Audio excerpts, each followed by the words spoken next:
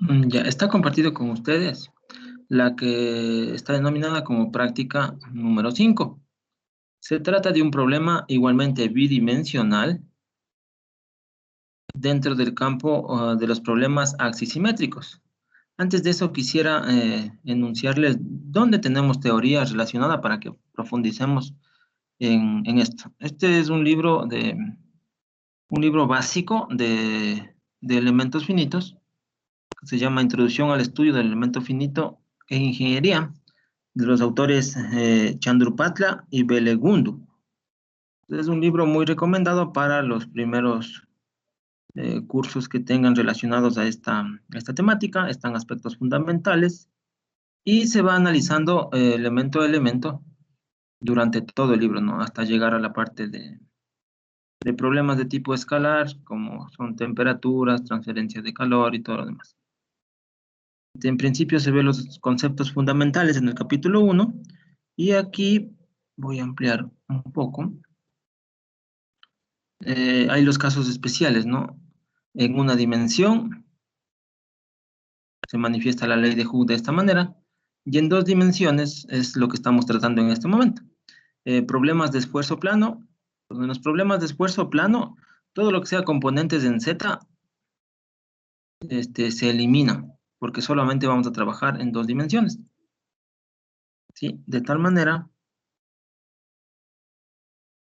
que en esfuerzo plano, como vemos en esta zona de acá, el esfuerzo en Z, tanto normal como los tangenciales, con componentes en Z, son cero.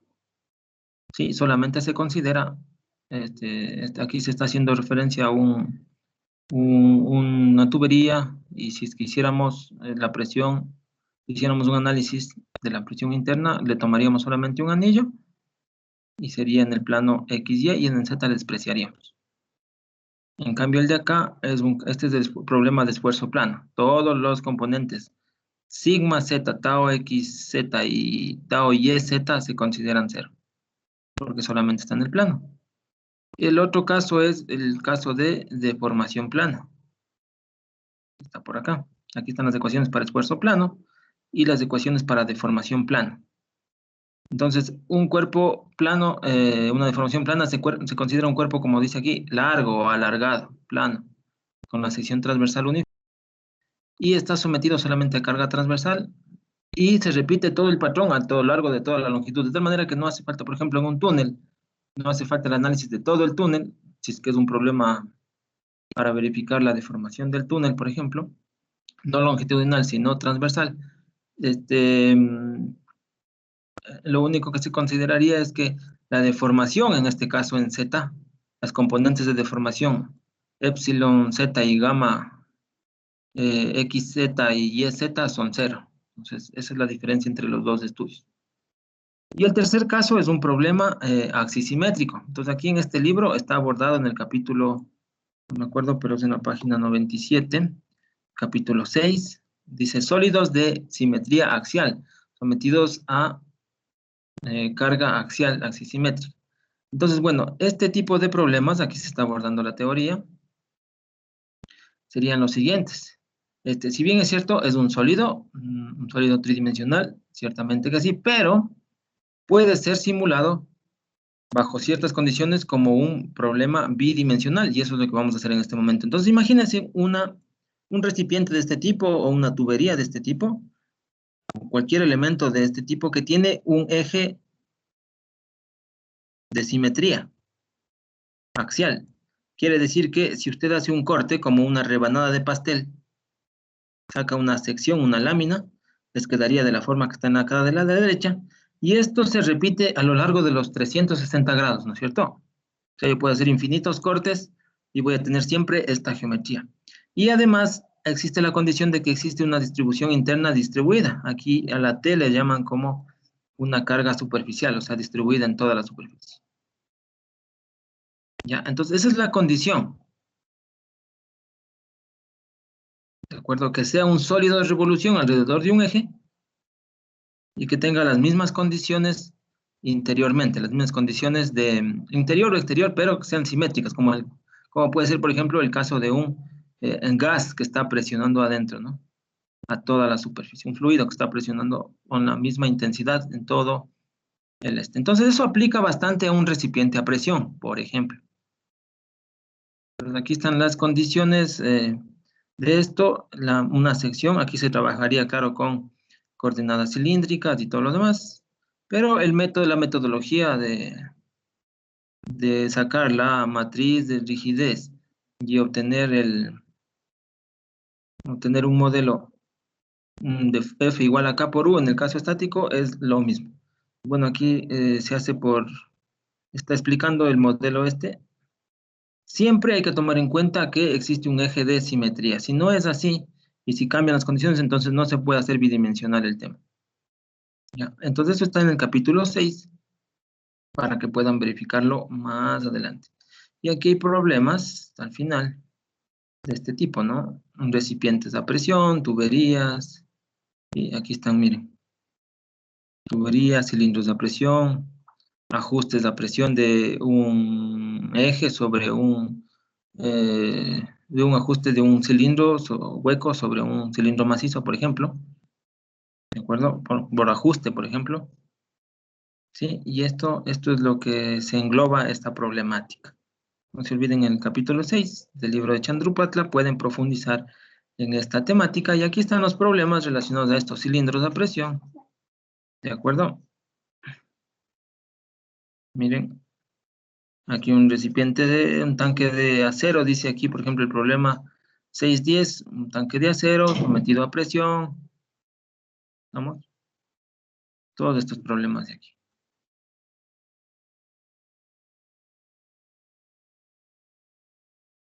Ya. Entonces, sin más preámbulos, vamos a pasar a hacer esta práctica. Lo que hay que tomar en cuenta es que aquí el eje que es de simetría es el eje Y en el software con el que estamos trabajando, con el ANSYS. ¿Sí? El eje de simetría es el eje Y, de tal manera que aquí vamos a representar con un tanque a presión de esta forma de aquí, de la forma de la izquierda, con las dimensiones que está acá. Entonces dice, habla de un recipiente de pared gruesa. Existe la clasificación de recipientes de pared gruesa y pared delgada, ¿no? Entonces, es en relación al diámetro, el espesor respecto al diámetro. Tiene que ser al menos 10 veces el espesor, por lo menos 10 veces el diámetro para que sea pared gruesa. Si es que es más, ya... O sea, si es que el diámetro es más grande que el espesor, más de 10 veces ya se consideraría pared delgada. Entonces, en este caso, por ejemplo, el diámetro de este recipiente de aquí es un diámetro de 200 milímetros. Sí, es pequeño, ¿no? Y una longitud de 400 milímetros. Y esta figura aquí. Entonces vamos a utilizar dos cosas. Un eje de simetría, que sería el eje X, para hacer un corte en la mitad, y el eje vertical, que sería el eje simétrico axial, que sería el eje Y. De tal manera que este modelo de 3 dimensiones, que podríamos obtener bastantes elementos, podemos simplificarle a un modelo bidimensional más pequeño como el que vemos aquí, solo simulando esta parte. Si simulamos esta parte de aquí, esta especie de L que se forma, tendríamos el comportamiento de todo el cilindro. Pues eso es bastante significativo, la ventaja entre trabajar en un modelo pequeñito a un modelo mucho más grande. Y con los mismos resultados, porque ya haremos más adelante una práctica donde haremos un modelo ya en 3 dimensiones y los resultados son muy parecidos a lo que va a salir en 2 dimensiones. Entonces aquí se aprovecha dos cosas, la simetría longitudinal, ¿de acuerdo? Partiéndole en la mitad y quedándonos solamente con 200 milímetros de los que son 400, y la simetría axial, que sería axisimétrico, o sea, de un sólido de revolución. Por tanto, esta es la geometría que vamos a crear. Luego decimos que es un acero con 200 gigapascales o 210 gigapascales, un módulo de Poisson 0,3 y un límite de fluencia. Entonces aquí lo que vamos a obtener también serán factores de seguridad, dependiendo del material que le pongamos. Y vamos a comparar, que esto es lo más importante, vamos a validar este problema con la teoría de recipientes de pared gruesa. Esta teoría lo encuentran en libros precisamente, o bien de elasticidad, resistencia de materiales y de diseño. Esta imagen es precisamente obtenida de la del libro de diseño de Shigley. Ahí están un poco de la teoría de recipientes de pared gruesa. El tema es que cuando la pared es gruesa, se generan esfuerzos justamente en la pared. Entonces hay un esfuerzo tangencial, hay un esfuerzo radial y hay un esfuerzo longitudinal. No está aquí la imagen, pero es a lo largo del tanque. Entonces tiene esta forma. Miren, el esfuerzo tangencial es máximo en el interior, así como el esfuerzo radial, y tiene esta distribución. ¿Sí? El esfuerzo tangencial no es cero en el extremo afuera, el esfuerzo radial sí es cero afuera, porque varía de esta manera como se ve aquí. ¿Ya? Entonces eso es lo que hay que tomar en cuenta, tomando como presión de referencia cero afuera. ¿Ya? Entonces para eso, en el libro de Shigley mismo se plantean fórmulas para el esfuerzo radial, el axial o longitudinal y el tangencial o circunferencial.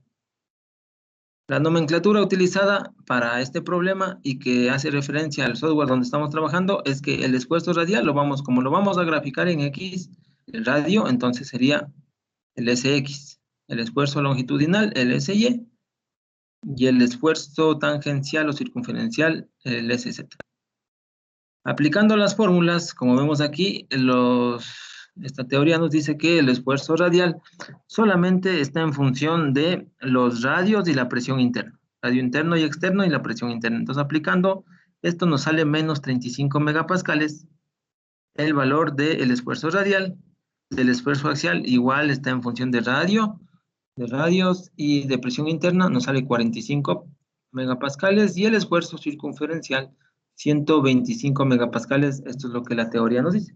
Vamos a tratar de replicar este problema y verificar dónde es que debo ver los esfuerzos en un software de elementos finitos aplicando esta simplificación, que es lo más importante. Para eso, nos vamos a dirigir a crear una nueva geometría. ¿De acuerdo? Entonces, esta geometría podemos igualmente importarla y todo lo demás, pero vamos a hacerla en Space Clean.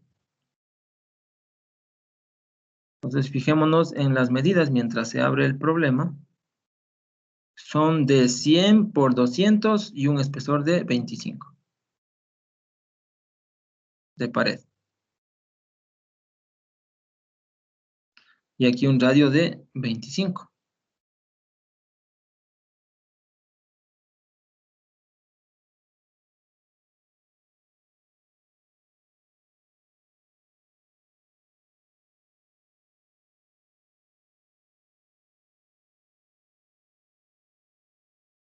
Bien. Pues aquí tenemos el Space Clean. Vamos a verificar que esté en milímetros.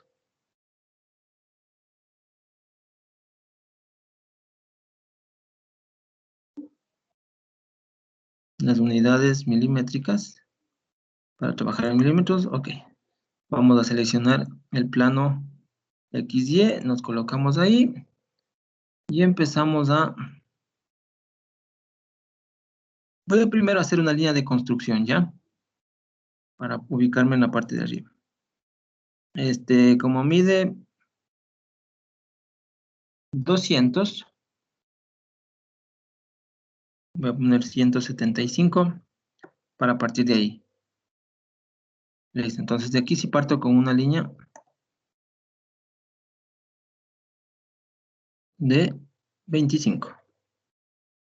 25, esto es 100. Bajamos hasta el inicio, que sería a 90 grados, 200, hacia adentro 25, subimos 175 y cerramos acá. Listo. Ese es el sketch. Y podemos esta línea de construcción borrarla si queremos.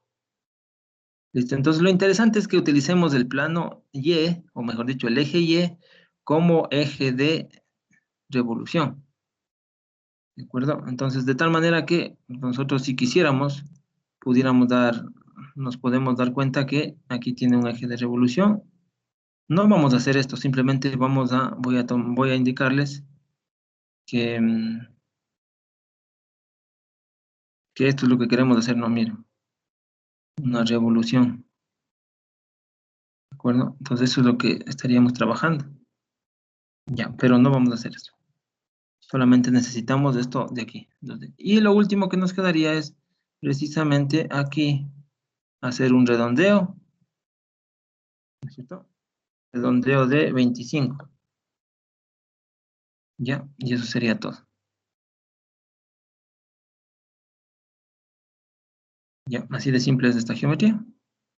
Nada más. Cerramos y continuamos. No se olviden de siempre ir guardando.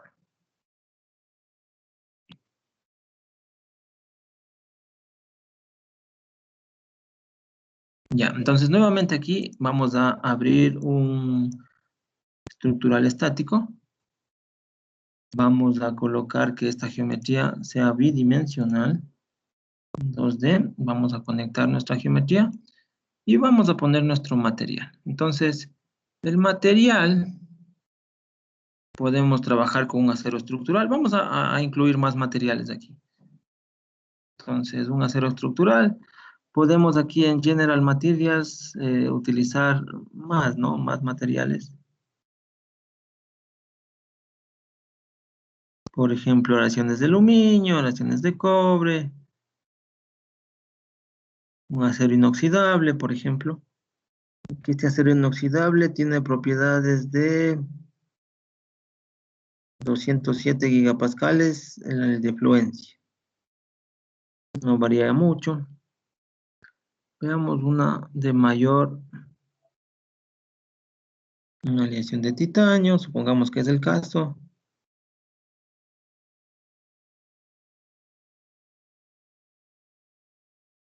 Este sí está bastante más alto. Tiene un límite de fluencia de 930 megapascales. Incluyámosle esto. Bueno, si queremos incluir una aleación de titanio, damos un clic aquí en adicionar. Listo, y ya se ha ido a los materiales de Granta.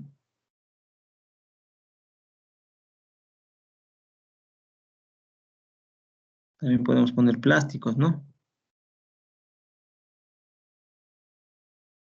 Madera,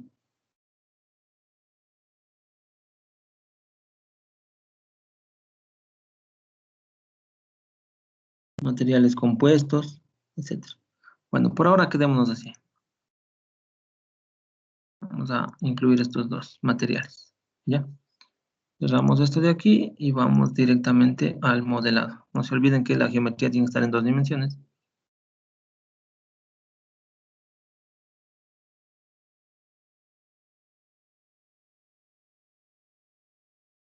Y vamos a abrir el mechanical.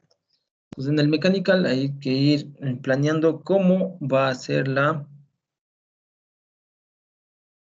colocación de las condiciones de frontera y de la presión.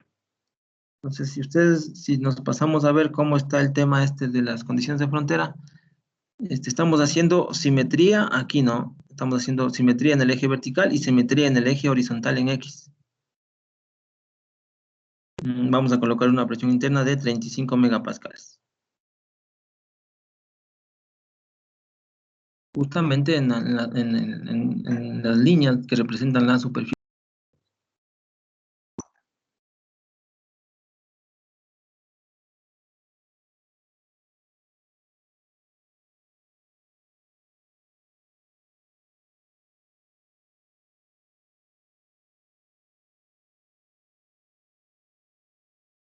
Muy bien, entonces aquí se ha generado nuestra geometría. Vamos a empezar primero en la parte geometry. Aquí vamos a poner, se dan cuenta que aquí está comportamiento. Vamos a hacerle más grande. Dando clic en geometry. Aquí el comportamiento es plane stress. No, no, este ya no es una placa plana. Esto es un cilindro, por tanto es axisimétrico. Ya, primer cambio. Segundo, vamos a colocarle dentro de esto. Aquí podemos renombrarle. Este es un paso opcional, ¿no? Ponemos recipiente. Podemos ponerle ahí. Y aquí está dos materiales, el acero estructural y la adición de titanio. Fijémosle primero con el acero estructural. Ya. Bueno, el tema del mallado, ya trabajaremos en métodos de mallado. Sí, esto es una ciencia aparte, el tema del método de mallado, que es bastante interesante también, y hacia lo cual tenemos otros tipos de tutoriales para esto. Voy a mallar aquí directamente, podríamos desentar alguno de todos estos métodos que existen, pero funciona bastante bien por el momento utilizar un tamaño de elemento. Entonces, como tiene 25 el espesor, voy a dividirlo en 5 partes. En 5 partes, ¿de acuerdo? Y me quedaría con este mallado en 5 partes de aquí, dividiéndola en 5 partes. ¿Sí? Y lo que voy a hacer es refinar esta zona de aquí. Entonces, usted, siempre y cuando esté clic en Mesh, usted puede refinar, por ejemplo, estos elementos de aquí. ¿Sí? Entonces, podemos hacer un refinado manual o podemos utilizar la herramienta con esta línea de aquí. Un refinado en esta línea de aquí. Vamos a insertar un refinamiento. Esta parte de ahí ponemos, ya está un borde, está aplicado para ese borde, para esa zona del radio. Y vamos a aplicar un refinamiento ahora de 3. ¿De acuerdo? Y actualizamos la malla.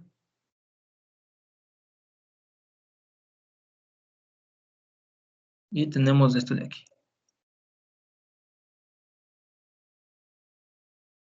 ¿Estamos? Ya, en esta zona. Bien, ahora colocaremos las condiciones de frontera. Para las condiciones de frontera,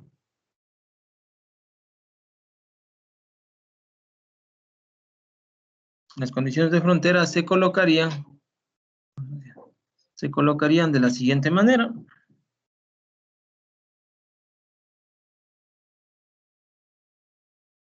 En el lado izquierdo vamos a colocarle, ya, tenemos que identificar lo siguiente. En el lado izquierdo voy a señalar esta línea, en el lado izquierdo hay más material hacia acá, ¿no es cierto? Porque el tanque está de cierta manera dividido aquí, y hacia abajo también hay más material. Entonces, en los lugares donde hay más material, les restringimos el movimiento hacia esa dirección. Eso significa que hay simetría hacia el otro lado. ¿Sí? O sea, si pusiéramos un espejo aquí, al otro lado también hay material, lo mismo hacia abajo. Entonces, hacia esa dirección vamos a restringir el movimiento. Entonces, aquí hacia X hay más material. Y le ponemos clic derecho, a ver, le vamos a poner aquí en estructural para que funcione. Seleccionamos esta línea, clic derecho, insertar, y le vamos a poner desplazamiento aquí. Y le decimos que el desplazamiento en X, que sería donde hay más material, en la dirección que hay más material, es 0, y en Y le dejamos libre. Lo mismo acá. Clic derecho, insertamos el desplazamiento. En cambio, acá, ¿hacia dónde hay más material? Hacia Y. Entonces le ponemos desplazamiento en Y igual a 0. ¿Listo? Entonces esas serían las condiciones de frontera para que esto funcione adecuadamente. Y lo otro es colocar la presión interna en los lugares con control. Podemos ir señalando toda la parte interna, estas 3 líneas de aquí. Aplicamos la geometría y ponemos normal a esta superficie. Y ponemos una magnitud de 35. Veamos si es que está esto en megapascales. Sí, 35 megapascales. Ya, si estuvieran pascales, pues le ponemos 35 millones, ¿no?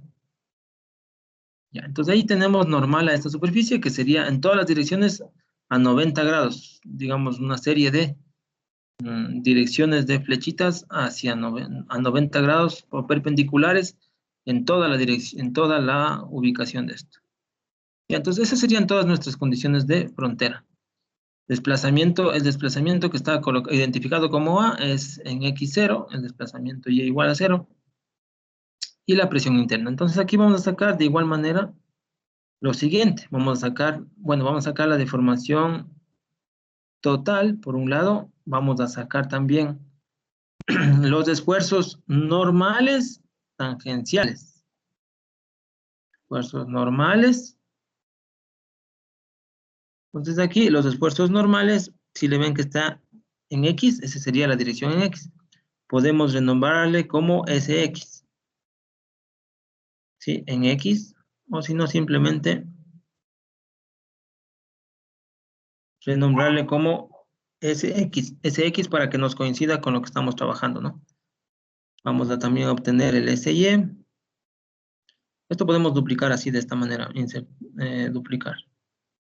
En cambio a este le vamos a hacer en relación a Y y le vamos a renombrar como SY y también le duplicamos y le ponemos en relación a Z. Ya, que en este caso solamente le estoy poniendo, pero no... Ya les indico, es axisimétrico en este, ¿no es cierto? SZ. Ya. También podríamos sacar el esfuerzo de von Mises. Y por último podríamos sacar factores de seguridad. Aquí en Stress Tool, la primera, ahí me sale el factor de seguridad. Y resolvemos.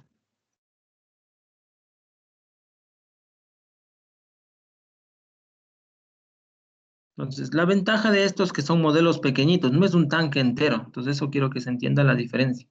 Por eso utilizamos esta simplificación. Miren, dándole clic aquí en Mesh, vamos a ver la cantidad de elementos que se tienen. Se tiene apenas 540 elementos para un tanque entero. Entonces, y con el refinamiento ya incluido, ¿no? Verificamos también, por ejemplo, la calidad de la malla. Aquí en Mesh Metrics vemos la calidad de la malla y vemos que la mínima es 0,5 y la máxima 1, pero el promedio, que es lo que me interesa, es 0,95. Entonces, siempre que se acerque a 1 es bastante bueno. Sobre los 0,7 ya es bastante bueno. El promedio, el average, se acerca a 1 bastante. Y la desviación estándar es bien chiquitita, quiere decir que todos están cerca del promedio, todos los valores, muy cerquita del promedio. Ya, entonces vamos a empezar a revisar resultados. Aquí lo que vemos la deformación es estos valores de aquí. Esto como está en milímetros, es una deformación pequeña. La máxima es 0,099 milímetros. Entonces, con esa presión. Entonces, aquí hay que verificar bastante bien en la animación si es que el comportamiento que está teniendo el cilindro es el que deseamos. Entonces, fíjense que en un cilindro ese sería el comportamiento adecuado, que se empiece a hinchar por todos los lados, ¿no es cierto? Un cilindro a presión, ¿de acuerdo? Aquí hay una manera también para representar, o sea, a partir de esto, representar todo el cilindro. Eso también lo veremos a partir de esto de aquí.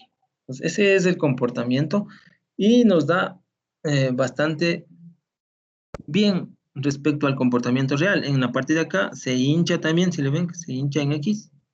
Y en la parte superior también se hincha en Y. ¿Vamos? Es producto de la presión interna. Ya. Verifiquemos ahora los esfuerzos relacionados con los esfuerzos en X, en Y y en Z. Son los esfuerzos normales en X, en Y y en Z. Ya, verifiquemos el SX. Ya. Aquí tenemos un valor máximo, ¿de acuerdo? Y aquí tenemos, esta es la parte importantísima de los elementos finitos, saber interpretar los resultados. Bien, vayamos a la práctica. La parte práctica aquí. La teoría de recipientes a presión gruesa nos dice que los esfuerzos en X, que serían los esfuerzos radiales, porque están en la dirección del radio, me debería salir, según esta fórmula, menos 35 megapascales. O sea, un valor de 35.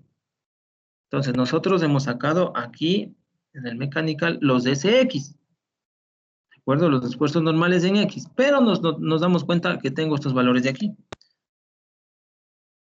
Tenemos un máximo de 186, un mínimo de 110. En primera instancia, ¿qué dirían? No, hay algún error, ¿no es cierto? Porque me debería salir, se asume un 186. Pero hay que ser muy cuidadosos y cautelosos en esto. Esto es lo que ha producido un análisis numérico, ¿de acuerdo? Bajo todas las condiciones, y está bastante bien. Pero ¿dónde es que debemos leer el valor de 35 megapascales o menos 35 megapascales? ¿Sí?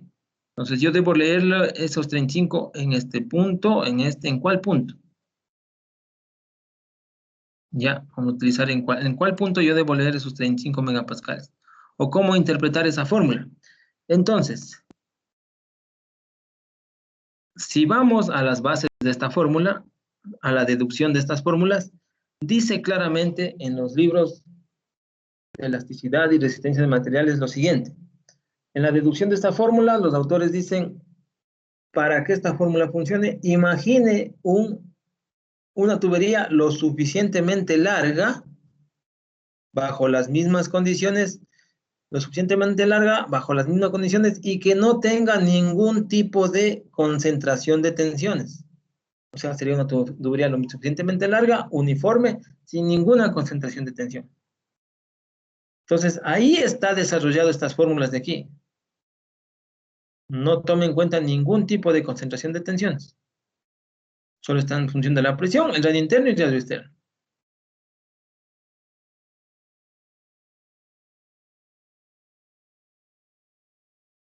¿Estamos? Ningún tipo de otro cambio. Entonces, en nuestro caso, ¿qué es lo que tenemos? Aquí tenemos una clara muestra de concentración de tensiones. ¿Dónde es el lugar más alejado uniforme? Donde se considera uniforme las cosas, es precisamente aquí, en el centro, miren. Aquí sí tenemos el lugar más alejado y sin ningún tipo de concentración de tensiones. Entonces, aquí es donde debemos leer el valor. Ponemos aquí proof y leemos el valor de nuestra esfuerzo. Y ahí está, menos 34.7. ¿Sí? Que sería una escala de este color más o menos por aquí, ¿no? Entre este celestito que está aquí. Menos 34.77. ¿Cuánto nos salía en la teoría? Menos 35. Entonces ahí estamos validando nuestro modelo. ¿Sí? Entonces, ojo con este tipo de cosas. Cuando se deduce una fórmula, hay que verla bien dónde se está deduciendo. Vamos.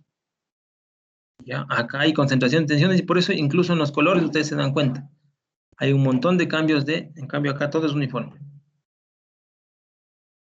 De la misma manera vamos a proceder con SY. Vamos a ver aquí el valor en este punto de aquí. 46. ¿Cuánto nos salía? En SY nos salía 45. En SX menos 35. Y en SZ debe salirnos alrededor de 125. Vamos a ver aquí en SZ. Justo también ahí. El valor de 127. ¿Ya? Entonces, los tres valores, 125, el 45 y el 35, tienen cierta variación porque este es un método aproximado, obviamente que sí, pero son valores de aproximación de error bastante diferentes. Por tanto, aquí están calculados el resultado que sale en ANSYS, por ejemplo, menos 34.88, respecto a los 35. Eso depende también de la refinación de la malla, pero todos los valores van a ser muy parecidos al 35. O sea, hay un error pequeñito, 0.02, si relacionamos el 35 con el 34.38 o el 34.99. Igual que en el otro caso, lo mismo, hay un error de 3.1 y en el otro caso un error de 1.88. ¿Ya? Entonces, de esa manera hemos validado analíticamente con las fórmulas este modelito de aquí, que tienes bastante ventaja en trabajar porque es un modelo simplificado. Y esto representa ya a todo el tanque tridimensional.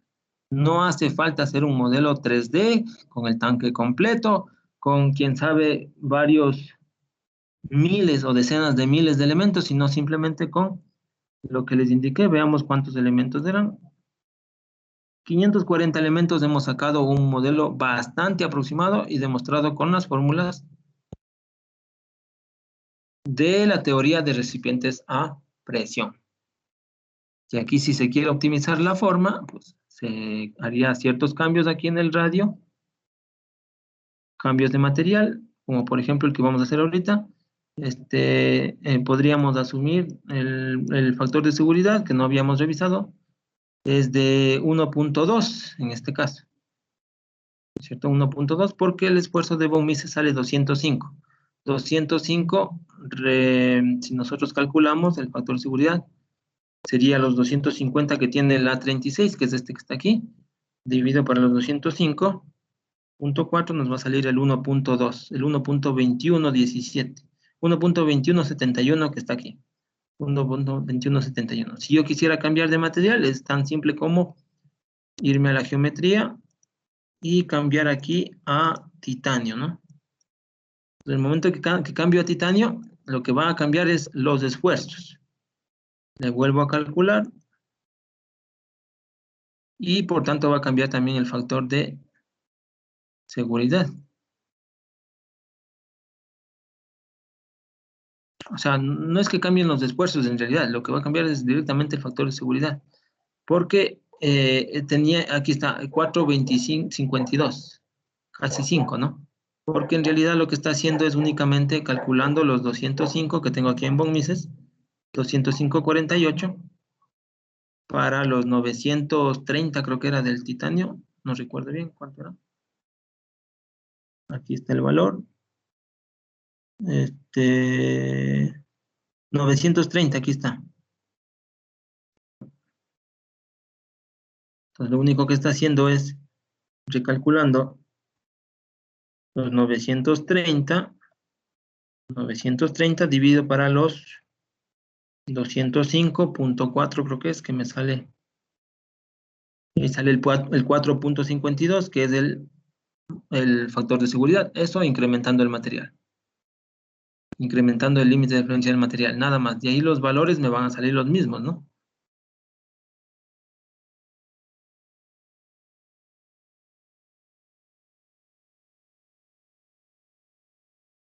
Listo. Ese sería entonces esta práctica de un recipiente a presión simplificado en su eje longitudinal y en su eje axial. En 2D.